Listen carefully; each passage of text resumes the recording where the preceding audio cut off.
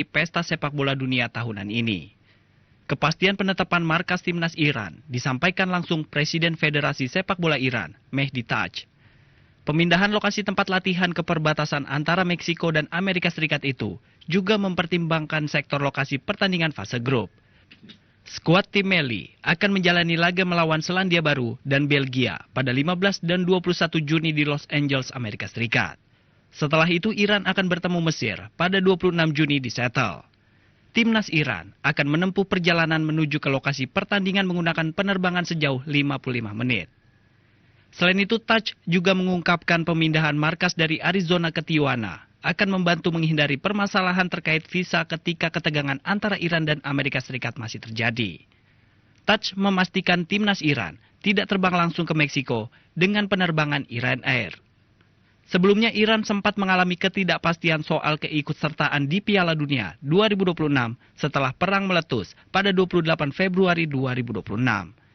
Iran bahkan sempat meminta pertandingan dipindahkan dari Amerika Serikat. Sebelum terbang ke Meksiko, Iran akan menjalani laga persahabatan dengan Gambia pada 29 Mei 2026. Selanjutnya Galenoy akan mengumumkan 26 nama pemain yang akan membela timnas Iran ke Piala Dunia 2026. Dan informasi tadi sekaligus menutup perjumpaan kita dalam segmen Bola PD untuk petang ini. Akhirnya saya Bastian pamit. Jangan lupa saksikan terus informasi terkait dengan Piala Dunia 2026 hanya di TVRI, media pemersatu bangsa. Kembali ke Fahmi. Baik, terima kasih Semi.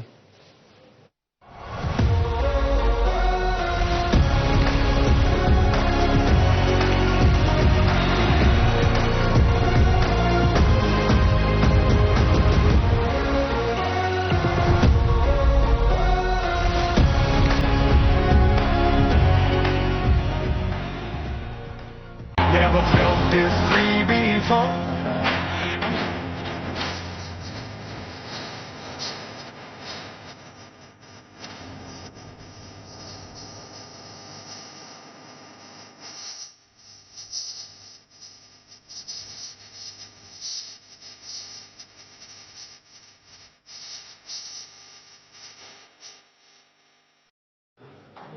Saudara Komisi 7 DPR RI melakukan kunjungan kerja spesifik ke Balai Besar Standarisasi dan Pelayanan Jasa Industri Bahan dan Barang Teknik milik Kementerian Perindustrian di Kota Bandung Barat.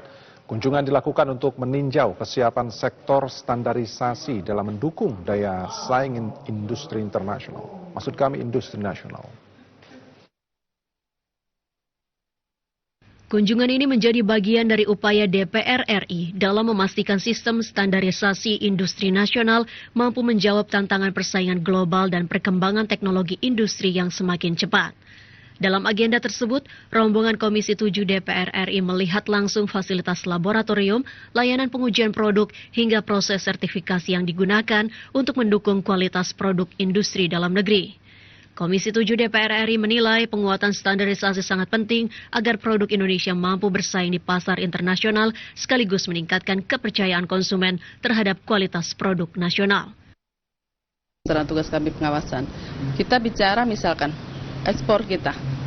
Dengan adanya berbagai peraturan di negara tujuan, dengan ikatan FTA, kadang-kadang barang kita sulit masuk. Dengan pencegahan, nggak sesuai standar menurut negara mereka, nggak sesuai dengan ini apa yang jadi standarkan. Sedangkan di kita kadang-kadang terlalu dalam tanda kutip banyak anggapan lebih mudah, lebih longgar. Nah ini kan menjadi kegelisahan tersendiri. Selain membahas penguatan fasilitas laboratorium, Komisi 7 juga menyoroti pentingnya dukungan terhadap industri nasional melalui peningkatan penggunaan produk dalam negeri dan pengembangan teknologi industri. Sementara itu, Kementerian Perindustrian menyebut Balai Standarisasi Industri memiliki fungsi strategis dalam mendukung transformasi industri nasional, khususnya melalui layanan pengujian mutu, sertifikasi, dan pendampingan industri. Jadi, dalam artian pemberian fasilitasi atau pendampingan dari pemerintah itu pun juga harus ada mekanismenya yang tersendiri, tidak bisa distandarkan dengan industri besar. Dan yang tadi kami sampaikan, sebetulnya kalau kita bicara untuk bagaimana produk SNI, produk IKM itu bisa atau mudah mendapatkan SNI, itu juga sudah sesuai dengan arahan Menteri Perindustrian bahwa yang namanya industri dalam negeri khususnya IKM itu memang harus dibantu. Kementerian Perindustrian juga terus mendorong modernisasi peralatan laboratorium dan peningkatan kompetensi sumber daya manusia guna menyesuaikan kebutuhan industri masa depan termasuk sektor manufaktur berbasis teknologi tinggi. Melalui kunjungan ini, DPR RI berharap penguatan standarisasi industri dapat menjadi salah satu langkah strategis dalam menjaga pertumbuhan sektor manufaktur nasional. Dari Kota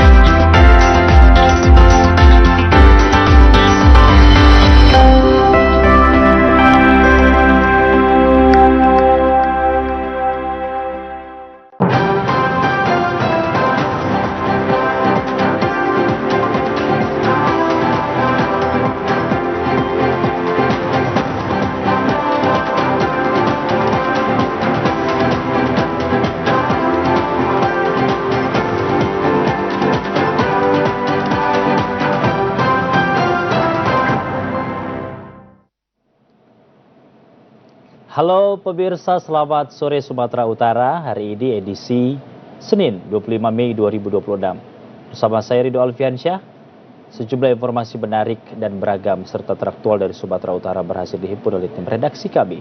Berikut topik utama Sumatera Utara hari ini. Pemadaman listrik total Brimopolda Supatroli antisipasi kriminalitas. Pemerintah pacu pemerataan sarana pendidikan daerah demi mewujudkan generasi emas. Pemerintah Provinsi Sumatera Utara himbau hewan kurban harus sehat.